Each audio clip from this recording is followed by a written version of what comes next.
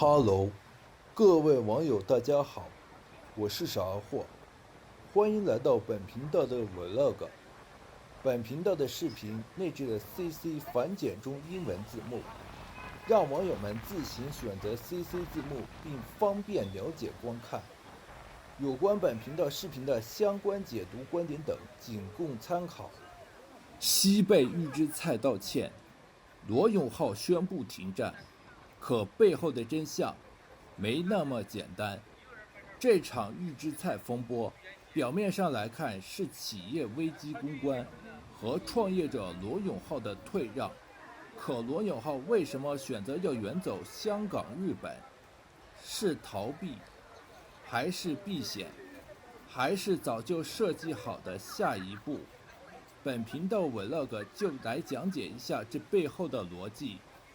本频道 Vlog 由本频道开通的频道会员以及 YouTube 超级感谢功能独家赞助支持播出。本频道的 Vlog 只在 YouTube 上发布，请不要转载搬运。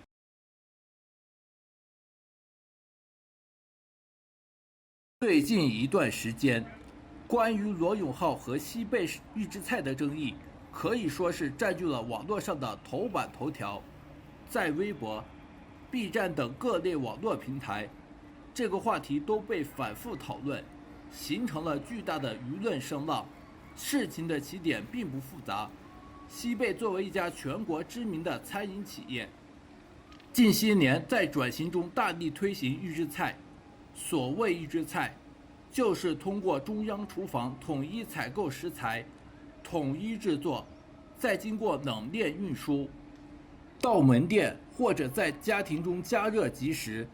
这个模式在资本市场和餐饮行业看起来效率极高，但在普通消费者心中，却往往与快餐化、口味差、缺乏新鲜感等画上等号。在这样的背景下，罗永浩的发声成了导火索。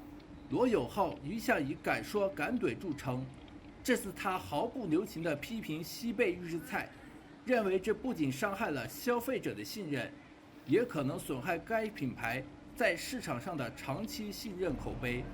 他的观点一出，立即在社交媒体上被广泛传播，引发了大量网友共鸣并转发。很多人站在罗永浩一边，指责西贝背离了现炒现做的初衷。然而，事情没有停留在消费者质疑这个层面，随着媒体关注报道介入，争议不断升级。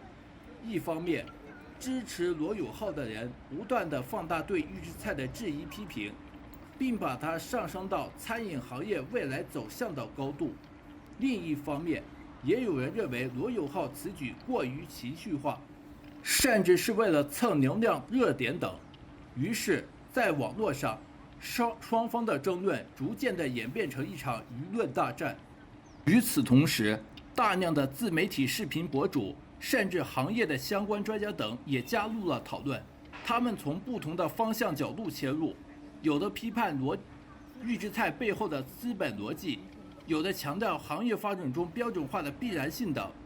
各种声音交织在一起，让这一话题不断发酵，甚至盖过了很多本来占据热榜的社会新闻等。在这样的舆论环境下，西贝不得不做出相关声明回应。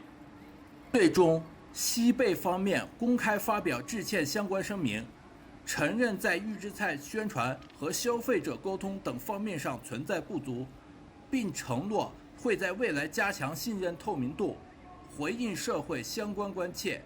罗永浩也随即表示收手停战。表面上，这是罗永浩与西贝预制菜的相关风波终结，但事实上，正是这个停战的时间节点，把整个事件推向了另一个高度。因为在网络舆论场上，很多人不相信、不买账，有人觉得西贝的道歉更像是公关行为，并没有真正触及问题核心。也有人质疑罗永浩的收手太过突然，怀疑背后是否存在相关压力或妥协。于是，关于罗永浩和西贝预制菜事件的真相的讨论再次让事件延续下去。从这里我们可以看到，罗永浩与西贝预制菜的风波，其实已经超出了商业争议的范畴，不仅仅是企业预制菜卖得好不好、透不透明等相关问题，更折射出当下社会对食品安全、消费信任、舆论监督等多重焦虑。正因为如此，这件事情才会在网上不断热议、持续发酵等，甚至演变成一种全社会、全民讨论参与的社会议题。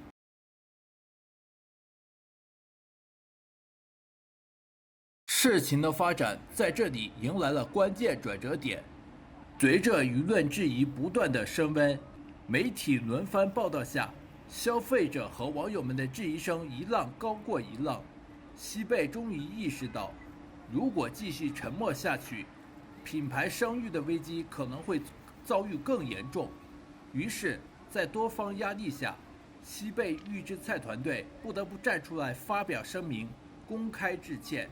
在这份声明中，西贝承认了在预制菜的宣传推广方面上，确实存在着信息不透明、沟通不到位等相关问题，并作出承诺，未来会加强产品说明，明确标注预制菜与现炒菜的区别，让消费者拥有充分的知情权和选择权。同时，西贝还强调说明，自己并不是完全放弃传统现做，而是希望通过预制菜来提高效率，并降低成本，但会尊重消费者的意见和习惯。这份致歉声明一经发布，立刻在社会上引起广泛讨论。有人认为，西贝在态度方面上诚恳，总算给出了说明回应；也有人认为，这更像是一份公关而已，并没有真正触及预制菜背后的商业逻辑和行业矛盾。换句话说，西贝的道歉在一定程度上平息了风波，只是暂时的，但没有彻底打消公众的质疑。与此同时，另一边的罗永浩也是在第一时间内宣布收手停战。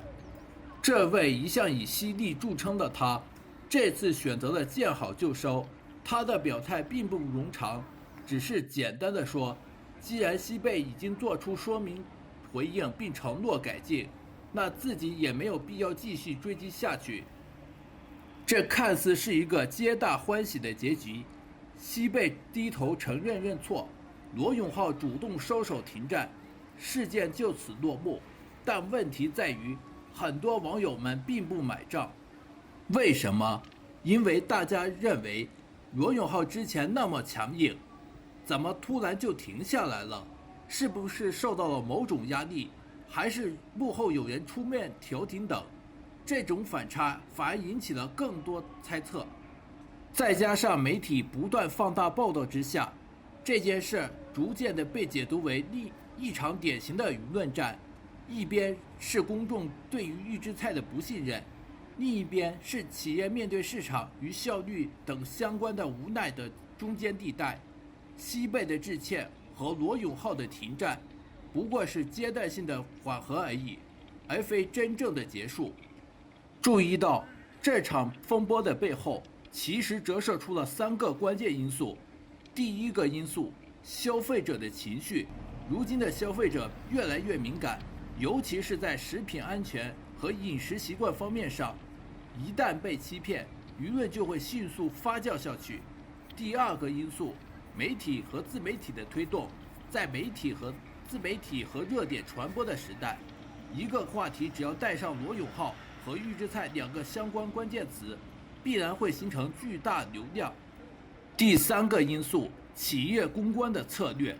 西贝选择在舆论最汹涌的时候致歉，既是危机公关的典型操作，也显示出他们担心继续对抗下去会造成更大的损失。所以罗永浩选择宣布收手停战，并不意味着他认输了，而是一个策略性的选择。他很清楚，再继续进行下去，舆论可能会走向失控，而自己也可能被拖入到更复杂的漩涡之中。对西贝来说，低头认错道歉并不丢人，反而是一种自救手段。对罗永浩来说，及时收手停战，既保住了自己的声量，也避免与大企业彻底撕破脸皮。从结果方面上来看，这是一场没有真正赢家的停战。西贝挽回了一部分自身形象，却让人们对预制菜更加质疑，更加敏感。罗永浩赢得了话题声量，却也留下了为何突然停战收手的问号。真正的胜利者也许就是舆论本身，因为通过这场事件，预制菜行业被推上风口浪尖，消费者的声音被听到了，而这可能是这场风波最大的意义。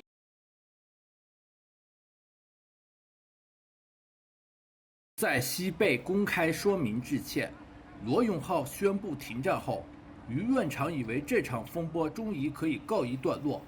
然而，就在这个时候，罗永浩却突然选择远去香港、日本。这一动作让这场风波再次被推上风口浪尖。很多人第一反应是：为什么？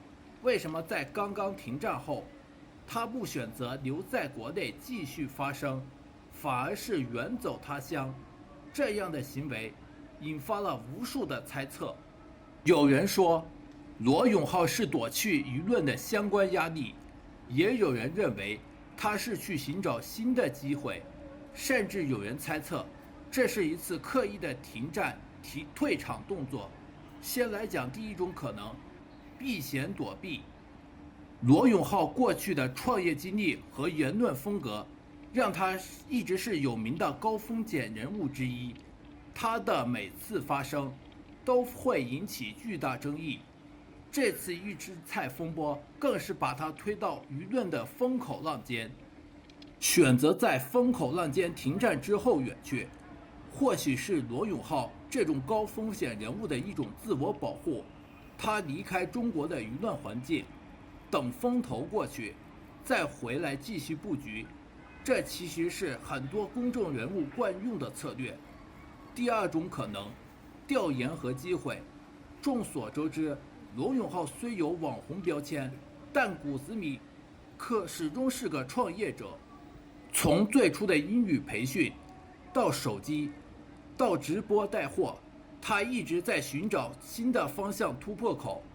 而香港和日本恰恰是观察资本动向、消费趋势等相关的绝佳窗口。尤其是日本的餐饮文化与预制食品等相关行业早已成熟，这里也许能够给他新的灵感和启发。换句话说，这次远行可能并不是躲避，而是为了下一步布局。第三种可能，象征意义。对一个公众舆论人物来说，离开远去本身就是一种表态。在这次风波之后，他不在国内继续硬刚，而是选择出走离开。这本身就向外界释放一种信号，事件到此为止，他不想再继续纠缠下去。但与此同时，他的离开也让公众不断猜测，是不是背后有人出面进行相关调停，是不是存在某种不方便明说的压力。在这种模糊的空间情况下，反而让话题不断持续发酵。如果我们把这次离去远行放大在更大的叙事背景中，就会发现它其实代表的是一种姿态。罗永浩一直以来都是敢说敢怼敢质疑的代表人物之一，但这次他选择稍稍停战，再到离去远赴香港、日本，这一前一后的强烈反差本身就构成了一种戏剧性。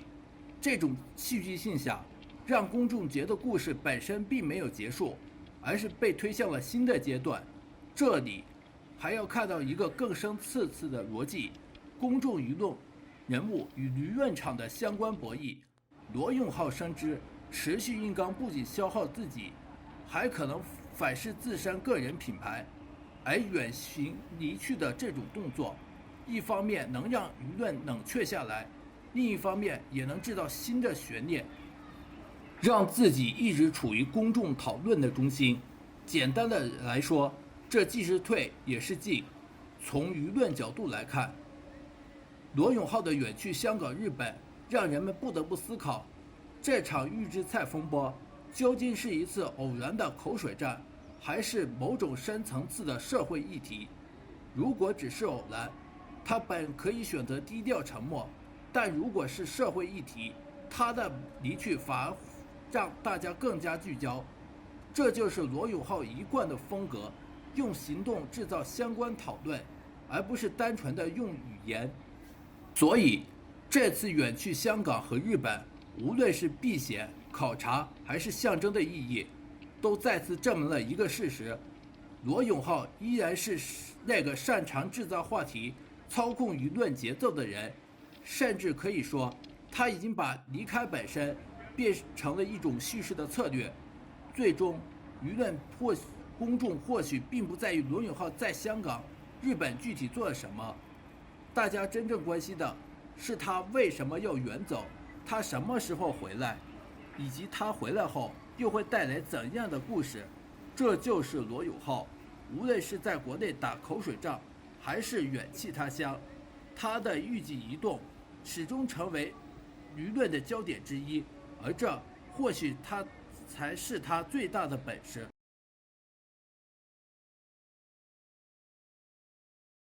西贝预制菜事件进入尾声，罗永浩宣布收手停战之后，很多人以为风波终于过去了，但出乎意料的是，罗永浩却在这个时候宣布选择远赴香港、日本。这个动作让人们产生了一个更大的疑问：为什么？为什么他要走，而且是去香港和日本？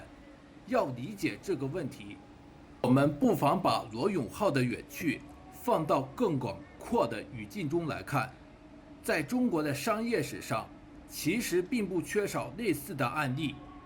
最经典的就是当年的3Q 大战，那是在2010年中国互联网史上最激烈的一次冲突。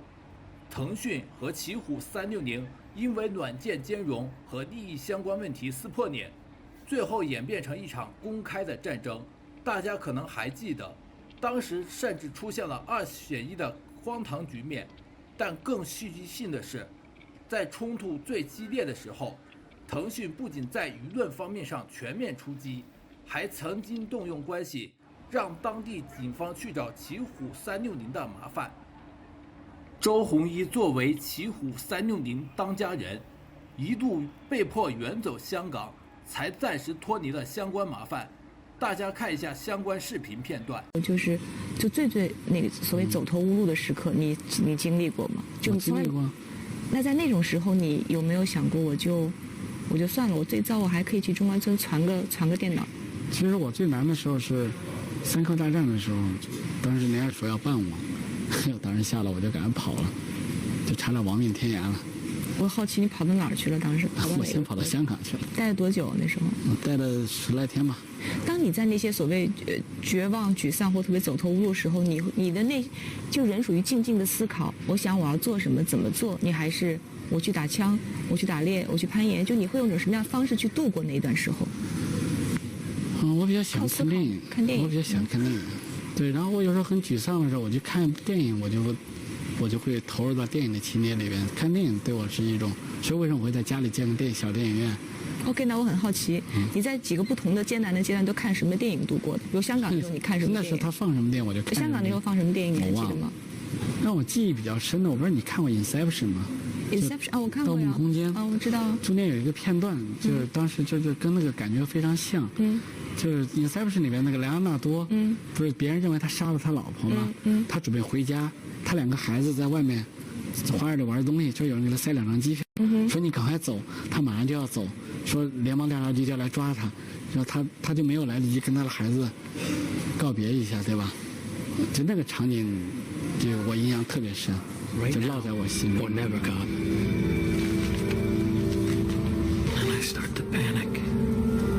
I'm going to regret this moment that I need to see their faces one last time.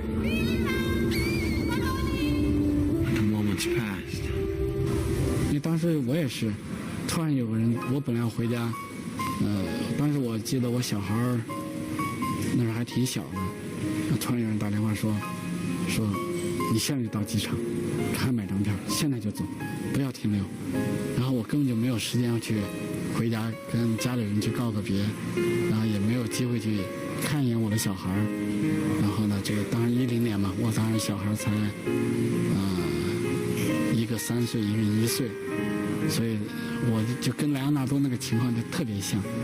当时所以这点可能对我有点，我认为是有点伤害。每次看到莱昂纳多那个镜头，我就会想起这段事。你第一次看的时候是不是都热泪盈眶了？对，我倒不一定那么容易流泪，但是就你心里会很难受，会比较难受嘛。从相关视频片段来看，周鸿祎在节目中说远走香港的时候，没有回来跟自己的妻子和2名子女告别，而且情况特别紧急，直接去机场买机票去香港。这就是典型的商业冲突升级，演变成多方施压并上门抓捕，最后逼迫当事人出走。再比如鸿茅药酒事件，当年有一位医生在网络上公开质疑鸿茅药酒的疗效和安全性，结果没多久，警察直接上门，以损害商誉的理由将其带走。这件事在舆论场引起巨大震动，很多人意识到，当你触碰到某些既得利益的时候，代价可能不只是口水战，而是真正的风险。把这些相关案例放在一起，就能帮助我们理解罗永浩的选择。表面上他是收手停战，实际上他很可能非常清楚，如果继续死磕下去的话，舆论战迟早会转变为现实中的压力，而这种压力可能来自法律层面，也可能来自行政力量，更可能来自看不见的行业博弈等。因此远去香港、日本就不仅仅是一次普通的旅行考察，而是一个极具象征意义的动作。它既是避险，也是留白。避险是为了自己避免成为下一个被上门调查带走的人，留白则是告诉外界，这件事到此为止，我不再继续参与，但我的立场已经表达清楚。有人可能会问，罗永浩是不是反应过度？其实不然，对于一个公众人物来说，他比普通人更清楚这其中的麻烦后果。如果继续硬刚下去，很可能出现3Q 大战的重演。强大的对手不仅是在舆论上，还可能在现实层面给你制造麻烦。与其被动承受下去，还不如主动离开。而选择远去香港和日本，这并非随意选择，是有经过深思熟虑的。香港、日本有着相对自由舆论的环境，是很多商业人物在敏感时刻的缓冲地，而日本则是东亚市场的窗口之一。在舆论风波中顺便调研考察，也是为自己寻找新的叙事空间。换句话说，这是一种既能够避险又能够维持形象的聪明做法。回过头来看，这一动作其实也符合罗永浩一贯的风格。他懂得利用事件制造话题流量，同时为自己留一条退路。走与不走本身就是一种叙事，公众会不断猜测他为什么要走，是不是背后有人出面，是不是受到了相关压力。正是这种猜测让话题继续延烧下去，所以可以得出这样一个结论：罗永浩的远行并不是单纯的旅游，而是一个战略性的选择，让他避免了更大的风险，同时又维持了舆论的热度。换句话说，这是一种以退为进。从3Q 大战的周鸿祎，到鸿茅药酒事件的医生，再到今天的罗永浩，我们看到的共同点是，在中国的商业与舆论环境里，当争议进入某个临界点，往往就不再是嘴上的战争，而很有可能变成现实中的麻烦。罗永浩显然看到了这一点，所以他选择远走他乡。这就是为什么这次的远去不仅仅是一个人去香港、日本的简单旅游行程，而是一次对舆论战主动的停战、撤离、远行，提醒了我们，商业冲突从来不只是台面上的交锋，背后往往有更多复杂的相关力量在博弈。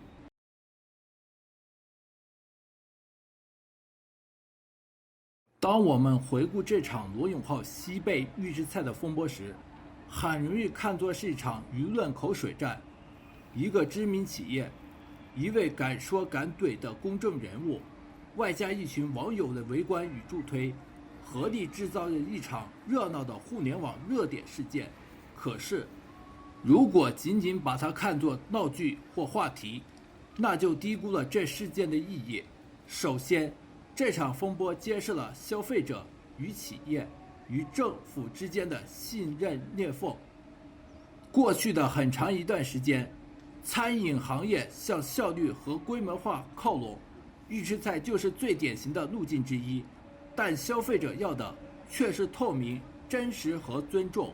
当他们发现自己端上桌的可能不是现炒的美味佳肴，而是一份标准化的预制产品时，产生的不仅是味觉落差那么简单，更是一种被欺骗的感觉。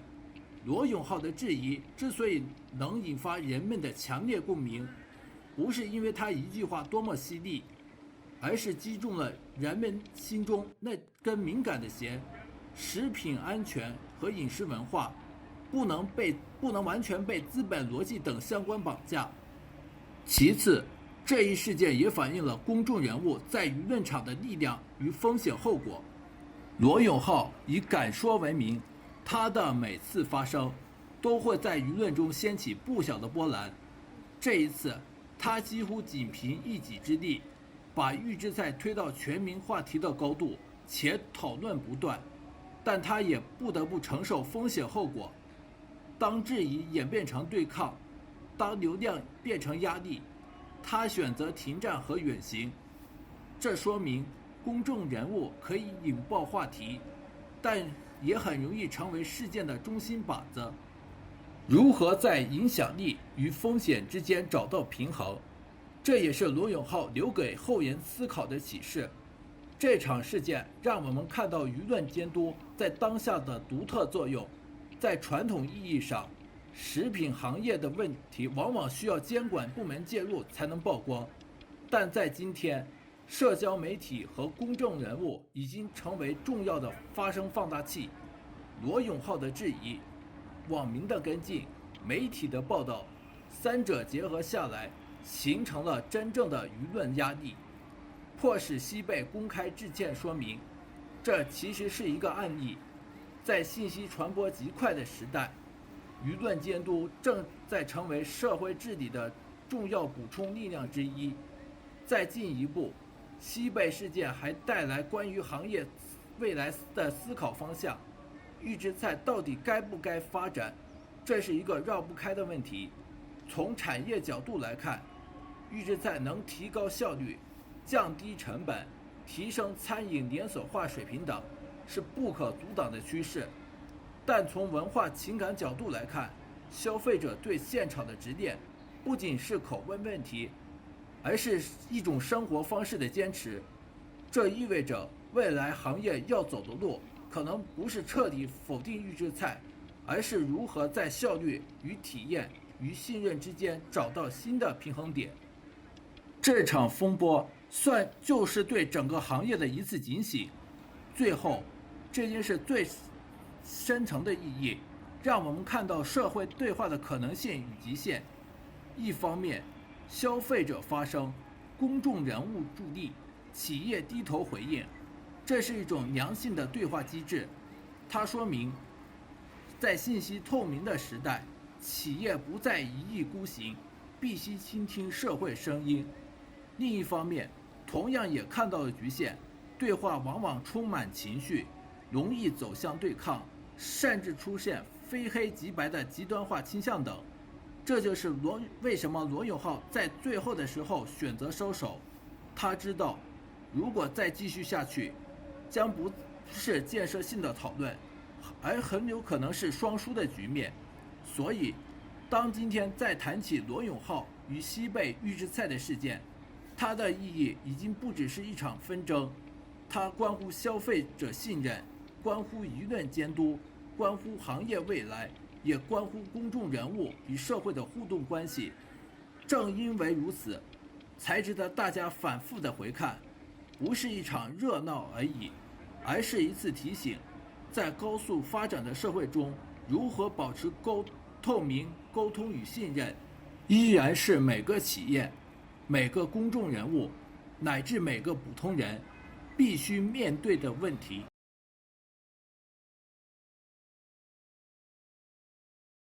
西贝看似认错低头道歉，罗永浩似乎停战退让，可风波真的结束了吗？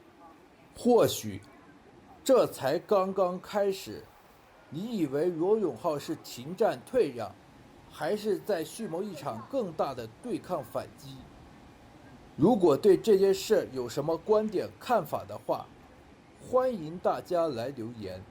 如果看完并对本频道有感兴趣的朋友，记得订阅本频道，并点击小铃铛，当有新视频发布等有关本频道相关消息时，就会收到最新通知。如果有朋友对本频道想要进行赞助支持的话，主动且真心自愿的情况下，本频道已经开通频道会员、YouTube 超级感谢、微信打赏码等赞助支持，以便于想要真心主动自愿支持本频道的朋友们能够赞助支持本频道，让本频道继续创作更新并永久长久下去。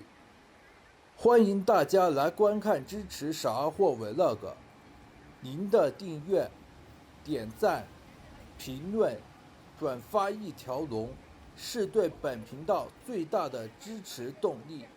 好了，我是傻二货，我们下期视频再见，拜拜。